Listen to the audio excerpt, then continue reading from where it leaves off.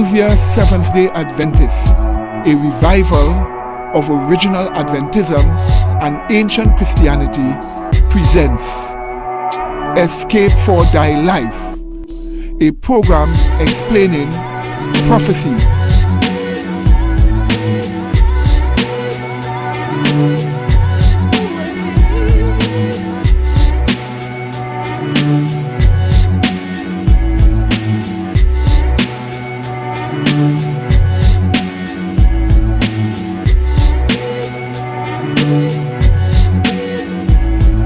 current affairs,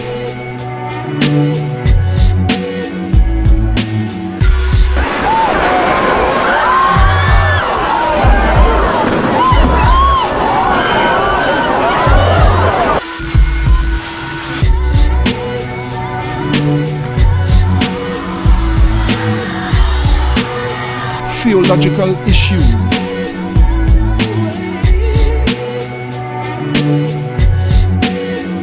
rights and freedoms,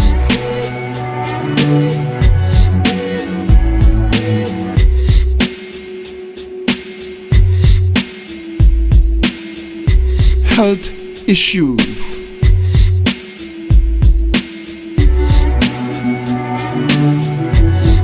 natural disasters,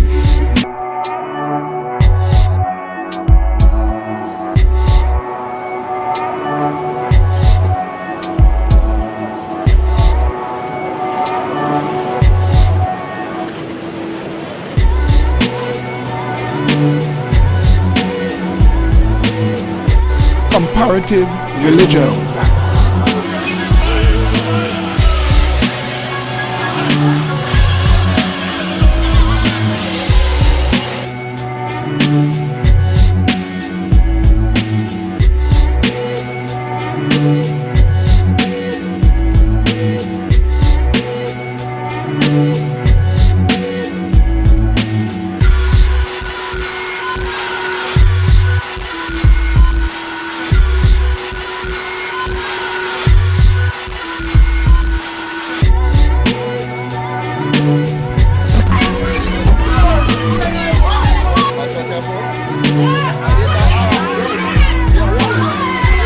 pioneer history,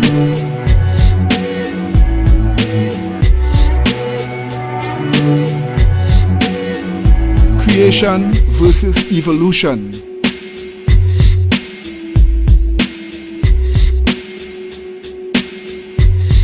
escape for thy life. Good day, this is Brother Medina for Tuesday Seventh-day Adventist. And please let us start with a word of prayer. Loving Father, please be with us as we enter into these points here. Please help all our listening audience, all those who are viewing, to see very carefully the facts that we say here about psychiatry, that they may be free from the delusions that are presented, and that your name may be exalted. In Jesus' holy name we pray with thanksgiving unto thee. Amen. Well, this again, my dear people, is a continuation of our study the last time on television. The name of this study is The Evil of Psychiatry. The Evil of Psychiatry. We need to understand clearly that psychiatry as a discipline is an evil that we need to get out of our lives. We need to understand very carefully that psychiatry is not something good. It is not true. As usual, we are not going to speak. We are going to allow the psychiatrists, the doctors, the institutions, the experts themselves to speak to you, to show you the real facts about psychiatry. None of these clips here are copyrighted. They can all be found on the internet. You can look them up for your own selves. However, what we want to show you, the basic points we want to show you about psychiatry from evidence are these points. Point number one, it is not a true science. It is not something scientific as other things are. Point number two, it cannot be scientifically proven. You try to get various means to show proof that the mental diagnosis given by psychiatrists and the fact that there are mental illnesses based upon imbalance of brain chemicals, this cannot be proven to be scientifically true. Even though some psychiatrists send you for brain scan to give what we call a scientific ear to what they're doing, these brain scans prove nothing. They cannot identify psychiatric illnesses. Point number 3, the whole thing about psychiatry, it is that it is a money-making trade. Billions of dollars are made from diagnosing people and giving them psychotropic drugs. It's a business making billions of dollars over the years.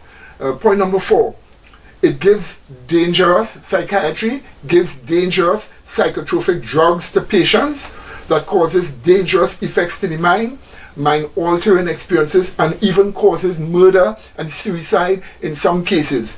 These things will be proven to you actually from the clips that you're going to see here on this program.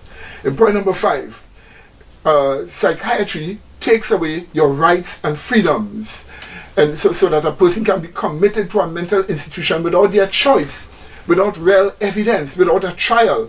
These are the things that are going to be shown to you as you look at these clips here.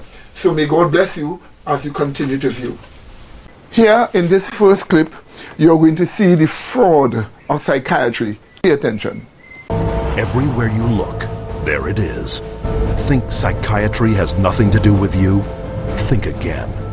The whole field of psychiatry has gotten into every facet of your life. They basically believe that everyone is mentally ill. You smoke too much, it's a disease. You're too unhappy, it's a disease. You're too thin, it's a disease. You're too fat, it's a disease. Where are these coming from? These are coming from the minds of psychiatrists that are dreaming these things up, writing papers and getting published with their names on it, creating these new diseases. First he said that I had ADD. Then he said that I was depressed. Then he said I might be bipolar, but I don't have ADD anymore. And he said, you know, I've been noticing you, and I wonder if you have it too. What they decided is that both my husband and my son had a chemical imbalance that needed to be corrected with a chemical balancer. There is not one shred of credible evidence that any respectable scientist would consider valid, demonstrating that anything that psychiatrists call mental illness are brain diseases or biochemical imbalances. It's all fraud. There's no reliability of diagnosis, and there is no science. It's just pseudoscience. It's pretend science. This is one of the most open secrets in all of America in the psychiatric field, that nothing is being done that's legitimate, and they're billing for it. Psychiatrists claim that over 1 billion of the world's population is mentally ill. In the past 30 years, they have prescribed psychiatric medications to 543 million people. And right now, they drug 17 million school children with stimulants and antidepressants. When recently asked about the scientific basis of their profession, those psychiatrists willing to be interviewed offered nothing but excuses. Psychiatric illness is not really illness. How do you evaluate if someone is cured or sick? Cure is certainly something we look forward to. We had no earthly idea how to accomplish. We're not good at causes. We don't know what causes mental illness. But that hasn't stopped them from pronouncing themselves mental health experts. In this second clip, you are going to see that the diagnoses that are given by psychiatrists are fraudulent. It is extremely fraudulent. There are no basis, no scientific basis for it. And not we ourselves are saying that, but those psychiatrists themselves admit it. Pay attention again to this other clip very carefully. There's no such thing as mental disorder.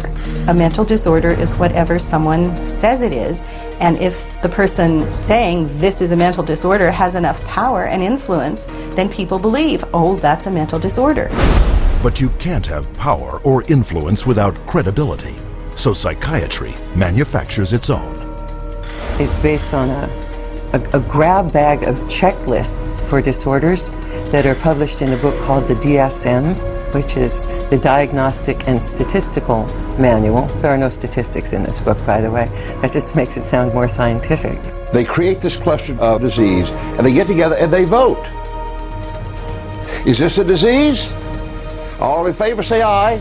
It's marketed as a scientifically based document. Now, the American Psychiatric Association, which publishes the DSM, do a lot of work to create an aura of scientific precision around the DSM, but it's not scientifically based. Since the first edition of the DSM, the number of mental disorders voted into psychiatry's diagnostic manual has grown to 374. And with each new disorder, psychiatrists create yet another way to defraud the public. If you have 27 ways to bill in the DSM, that's 27 ways to bill. If you have 300, that's 300 ways to bill. So you can pretty much find anyone walking on the street that could fit into a DSM somehow. When you build insurance companies, you can't say the word. You've got to send a number. And they have numbers for the most ridiculous things, you know, like arguing with your mother or peeing in the bed. Adolescent rebellion disorder is an official psychiatric diagnosis. Arithmetic learning disorder is an official psychiatric diagnosis. General anxiety disorder is a recent diagnosis. For each one, there is a 5-digit code with a decimal point. Now, the implication of that is if I have illness 403.16, that's different in some important and scientifically proven way from someone who has 403.17. And nothing could be further from the truth. Incredibly enough, while presenting the DSM to the world as scientific fact, psychiatrists freely admit its utter lack of science. We have no diagnostic reliable markers for almost any illness there is in the DSM. What we're testing for in psychiatry, it's hard to say because there's nothing specifically. But as far as a test that's clinically useful, basically we're not there yet. We don't have any laboratory tests that we can use to determine whether somebody does or doesn't have a mental illness. There are no good biological tests for detecting mental illness. There is no test, there's no biopsy you can do. There is no chemical test right now. There are no specific tests to confirm the diagnosis or show the improvement, like any blood tests or any x-rays or anything like that. Oh, in my practice I don't do any tests. I just speak with people and listen to them, and then I make a decision in what kind of illness. We don't know if I give you a medication if it is going to work or not. To a certain degree it's trial and error. You never know if it's the right drug.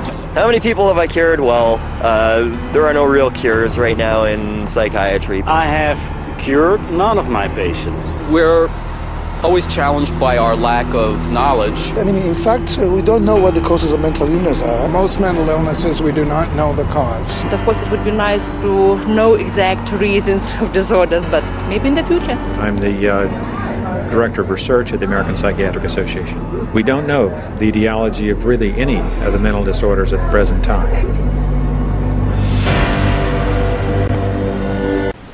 In this clip, there was a conference before the White House to deal with the invented psychiatric illness of ADHD. And so much children were identified as having this as a problem that it became a matter to be brought before the White House.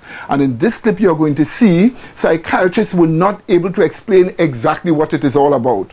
Nevertheless, this nonsense has continued to describe children or to label children with this psychiatric illness and others. And here they are not even able to prove it. So you will see that in this clip. We have swallowed all manner of poisonous certainties fed us by our parents and school teachers. If the race is to be freed from its crippling burden of good and evil, it must be psychiatrists who take the original responsibility.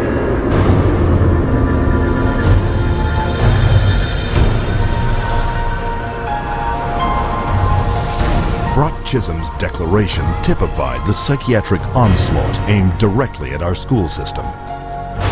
They actually said that the purpose was social control, not to pass on knowledge, not to give him something so that he can go into the world of work. In 1950, psychiatrists and psychologists from around the world met at the White House to propose a total reorientation of the public school system.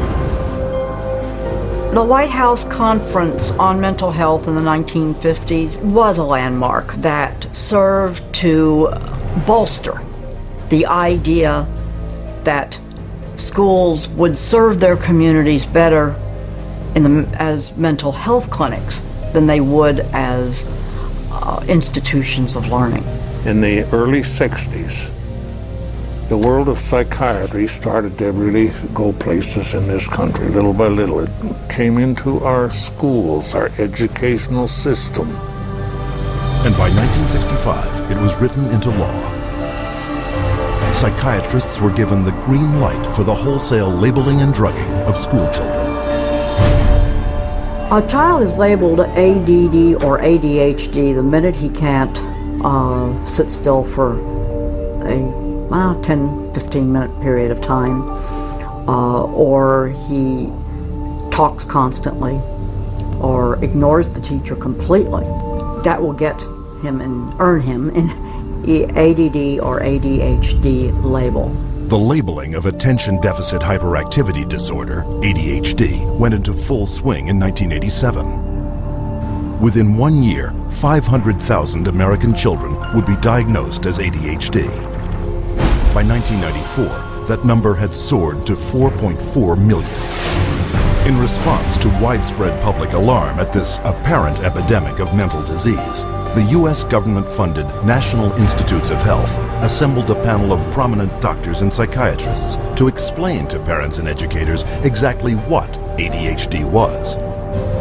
I would like any member of the panel to describe a typical ADHD in terms of symptomatology. Mark, would you like to? Since you see them in your practice. I think the panel has been frank, and the difficulties here are immense in terms of these. It is hard. It's very hard to know how to answer this question. They cannot, even when.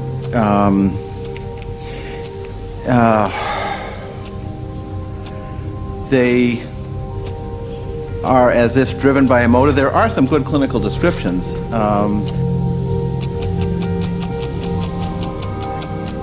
And I think, I think part of the problem is the profession keeps changing the diagnosis. At this time, we do not have a diagnostic test for ADHD. Therefore, the validity of the disorder continues to be a problem. But this shocking admission did not stop school psychiatrists. 2 years later, the number of American students diagnosed with ADHD had shot up to 6 million. Today, 20 million children worldwide are labeled with some form of learning disorder, a diagnosis often made in a matter of minutes. We would sit behind a two-way mirror along with the parents. We would then look at the child. We would do small manipulative activities with them to see where their deficit was. It was wrong what we were doing. We were looking at a 5-minute glimpse of this child's life and saying, okay, here you go. Here's a little pill, take it, you'll be fine. Those little pills like Ritalin, Adderall, and Concerta are classified by the U.S. Drug Enforcement Administration as highly addictive substances, right along with cocaine, heroin, and methamphetamine. In this clip that we are looking at here, you would see that psychiatrists have been given power over the rights and freedoms of their patients to commit them to a mental institution without their choice and without trial. This is called involuntary commitment, and you would see this as a norm happening. We remember that even in Trinidad and Tobago, something like this happened where a person was taken from the job place and committed to a mental institution without their choice and, of course, without a trial. So here you are getting an example of such a thing normally happening all over the world. This is a horrible thing, and this must stop. To enforce their authority over others and keep their institutions filled at profitable levels, psychiatrists use a method called involuntary commitment. When you go to a real doctor, say a family doctor or a cardiologist, a patient always has the right to refuse treatment. So there is no such thing as involuntary treatment when it comes to clinical medicine as practiced by real doctors. Psychiatrists, of course, believe that people can be treated against their will. In 1956, psychiatrist Winfred Overholser presented a plan to Congress intended to take involuntary commitment to a whole new level. The plan: purchase 1 million acres of Alaskan wilderness, build a huge mental asylum, and change the commitment laws so that anyone could be shipped off with no more than a simple nod from a psychiatrist. The bill sailed through the House of Representatives, but when the public caught wind of the plan, they became enraged, referring to it as Siberia, USA. The bill was quickly struck in the Senate. But while the death of the Siberia bill put a stop to their large-scale plans, involuntary commitment still remained the most effective and profitable method for filling psychiatric institutions. Again, the person has committed no crime and has no trial and is sent directly to a mental hospital, which is really a prison. In this clip that we are showing you here, the psychotropic drugs that have been given to cure mental illnesses, which don't work, which is a gimmick, they have been causing a lot of mind-altering experiences. One of them is extreme violence. As a result of that, many people have died by violence, either from withdrawal symptoms from these drugs or through the direct influence of these drugs themselves. Let's see this clearly outlined in this clip. He was on 5 different psych meds, Prozac and lithium, and he was 7 years old. And he was unable to function. He would have rages and then crying and all kinds of just violent rages, grabbing knives and all of this. The list includes 15-year-old Kip Kinkle withdrawing from Prozac when he shot 22 classmates, killing 2 after murdering his mother and stepfather at his home in Springfield, Oregon. 18-year-old Jason Hoffman on Effexor and Celexa when he opened fire at his California high school, wounding 5. 15-year-old Sean Cooper on a mix of antidepressants when he shot students in Idaho. And 17-year-old Eric Harris on Luvox when he and partner Dylan Klebold killed 12 classmates and a teacher in the bloodiest school massacre yet, Columbine. And then you may have asked, how far can they go with psychiatry? The shocking thing about it is psychiatry and their diagnoses are being used to create the satanic new world order by changing the way we think, by seeking to direct us to have different mental and moral principles. Psychiatry is being used to create the new world order. Here is exact proof from the lips of the people themselves who are behind it. Psychiatry, in little more than a century, has infiltrated society on a global scale, and not by accident. People aren't aware that in 1940, a prominent British psychiatrist, Colonel J.R. Rees, addressed the National Council on Mental Hygiene and set the agenda for psychiatry for the next 60 years. Since then, psychiatrists have been given authority in nearly every sector of our society, with tragic results. We must aim to make it permeate every educational activity in our national life. Public life, politics, and industry should all of them be within our sphere of influence. We have made a useful attack upon a number of professions. The 2 easiest of them, naturally, are the teaching profession and the church. The most difficult are law and medicine. Rees's colleague, psychiatrist G. Brock Chisholm, co-founder of the World Federation for Mental Health, later expanded upon psychiatry's plans. To achieve world government, it is necessary to remove from the minds of men their individualism, loyalty to family traditions, national patriotism, and religious dogmas. To implement their master plan, American psychiatrists convinced the U.S. Congress that mental illness was a national threat that only they, with vast increases in funding, could solve, and thus began massive U.S. government expenditures for psychiatric research. Now, my dear people, the answer to all these problems is nothing else but the Bible. In the Bible is outlined how a person can be helped with regards to psychiatric illnesses, with regards to psychological problems. The Bible is the answer. There are a lot of truths in the Bible that shows us how to handle these. For instance, mental illness is a thought illness. Yes, my dear people, it is a sickness in the thoughts. It has become such a possession of the mind of the person that the person is fixated on certain thoughts that influences certain feelings. And this is one of the points that we want to look at here in Mark chapter 7, verse 21 to verse 23.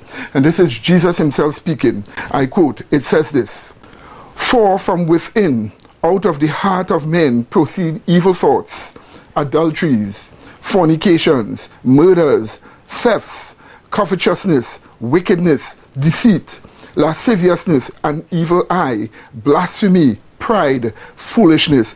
All these evil things come from within and defile the man." Yes, my dear people. So Jesus is clearly telling us that evil things come from within the mind. You see, the heart in the Bible is the mind. And out of the mind comes all those evils. All psychiatric illnesses come from the thoughts that are in the mind. And Jesus is saying they come out of our mind and they defile us. That's what he's saying. So how do we help these things? How do we deal with these things? You see, my dear people, there needs to be a transformation. And to be transformed, there must be a renewing of the thoughts, a renewing of the experience of the mind. You have thoughts in the mind. They give you an experience. And those thoughts and those experience needs to be renewed or to be changed. Let's look at Romans chapter 12 and verse 2. First of all, it tells us this. It says this: "And be not conformed to this world, but be transformed by the renewing of your mind." Yes, my dear people. So by the renewing of the mind, we are changed. And if we look at Ephesians chapter 4 and verse 23, it clearly tells us, I quote, "And be renewed in the spirit of your mind." The spirit of your mind is the experience of your mind.